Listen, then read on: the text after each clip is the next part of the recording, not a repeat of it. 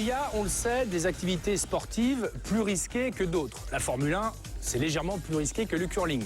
Le hockey sur glace, c'est plus physique que les fléchettes. Ce soir, on prend de l'altitude et l'on va s'intéresser au saut en parachute. Comme dans tout sport, et pour les plus fervents sauteurs, les montées d'adrénaline ne faisant plus effet, on complique la tâche et on en veut toujours plus. Vous allez découvrir une séquence stupéfiante.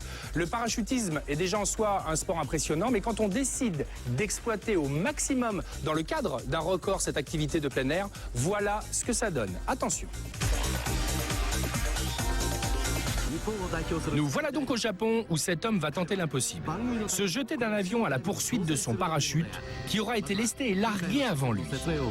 Ce qui veut dire que si l'homme ne réussit pas à rattraper le parachute, à s'en saisir et à l'ouvrir avant d'être trop bas, il ne risque rien de moins que de connaître la délicieuse sensation qu'éprouve une crêpe qui rate sa poêle.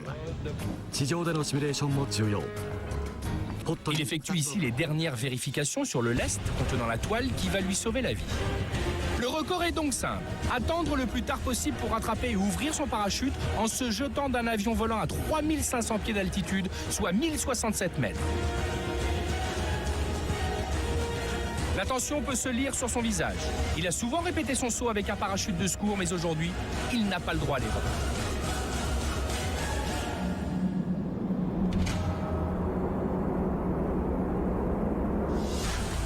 Il est lancé.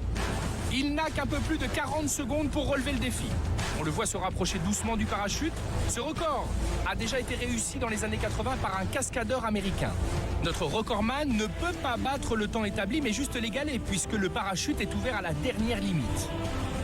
Ça y est, il a rejoint le lest, mais il doit maintenant se stabiliser et ouvrir le caisson pour libérer le parachute. Il s'harnache aussi solidement car il ne pourrait sinon résister à la poussée induite par le freinage de la toile. Plus que 12 secondes avant qu'il ne soit trop tard. S'il a un problème et qu'il va plus loin, les parachutistes l'entourant ne pourront plus le sauver. C'est le point zéro pour tenter un sauvetage. Oui, ça y est! À 1 seconde de la fin du chronomètre, il réussit à ouvrir le parachute. Il est donc sain et sauf et a réussi à égaler le record de chute libre sans parachute. Il n'a plus qu'à profiter de la balade maintenant. Il atterrit, il est heureux, il n'a juste pas dû complètement réaliser à quel point il faut être dingue pour tenter un record de ce type. En tout cas, encore un grand coup de chapeau à cet individu volant non identifié.